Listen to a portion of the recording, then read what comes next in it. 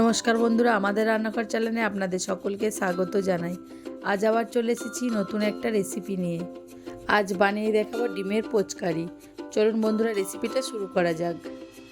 প্রথমে আমি ডিমগুলো পোচ করার জন্য কড়াই চাপিয়ে দিয়েছি। এবার কড়াই গরম হয়ে গেছে, কড়াইয়ে তেল দিয়ে দেবো।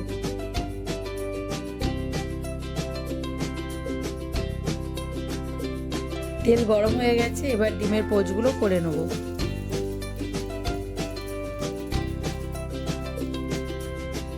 এবার ডিমের উপরে একটু নুন, একটু জিরের গুঁড়ি, একটু লঙ্কার গুঁড়ি দিয়ে ডিমের দু পিঠ ভেজে নেব।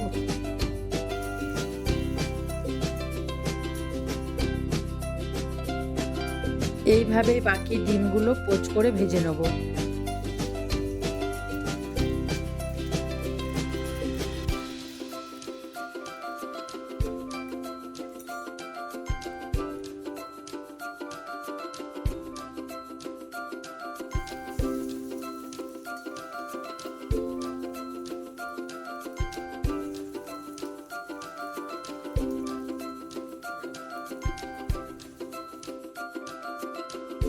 এখন বন্ধুরা, ডিমের পোচগুলো হয়ে গেছে। এখানে আমি 4টে ডিম নিয়েছিলাম। এবার মশলা করার জন্য আমি আর একটু তেল দিয়ে দেব। তেল গরম হয়ে গেছে, তেলের উপর সামান্য চিনি দেবো। চিনির কালার চলে এসেছে, এবার একটু পাঁচফোড়ন দিয়ে দেবো। আর একটা পেঁয়াজ কুচো করে রেখেছিলাম, এবার দিয়ে দেবো।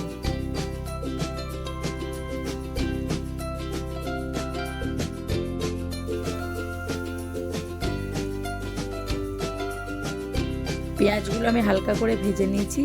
আর একটা ছোট সাইজের টমেটো কুচো করে রেখেছিলাম, এবার দিয়ে দেব।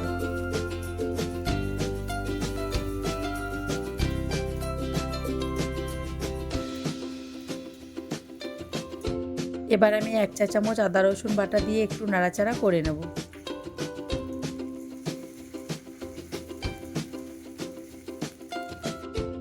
এবার দেবো স্বাদ মতো নুন,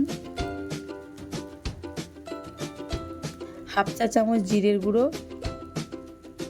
হাফ চা চামচ ধনের গুঁড়ো, হাফ চা চামচ হলুদ গুঁড়ো, হাফ চা চামচ লঙ্কার গুঁড়ো, হাফ চা চামচ কাশ্মীরি লঙ্কার গুঁড়ো দিয়ে আমি সমস্ত মশলা ভেজে নেব।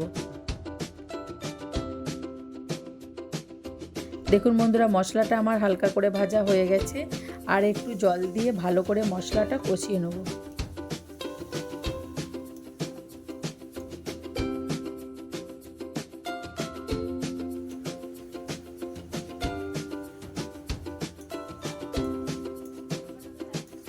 কষা হয়ে গেছে, এবার দুটো চেরা কাঁচা লঙ্কা দিয়ে দেবো। দেখুন বন্ধুরা, আমার সমস্ত মশলা ভালো করে কষানো হয়ে গেছে। একটু গ্রেভি করার জন্য আমি সামান্য জল দিয়ে দেবো।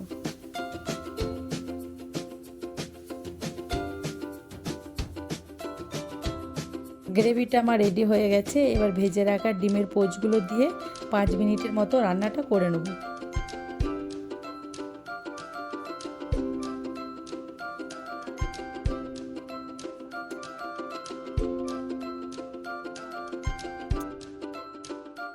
দেখুন বন্ধুরা, ডিমের পোচকারি রেসিপিটা আমার হয়ে গেছে। এবার উপর থেকে একটু ধনেপাতা কুচি দিয়ে নামিয়ে নেব। বন্ধুরা, ডিমের পোচকারিটা একবার এইভাবে বানিয়ে দেখুন, মাংসের স্বাদকেও হার মানাবে এই রেসিপিটা।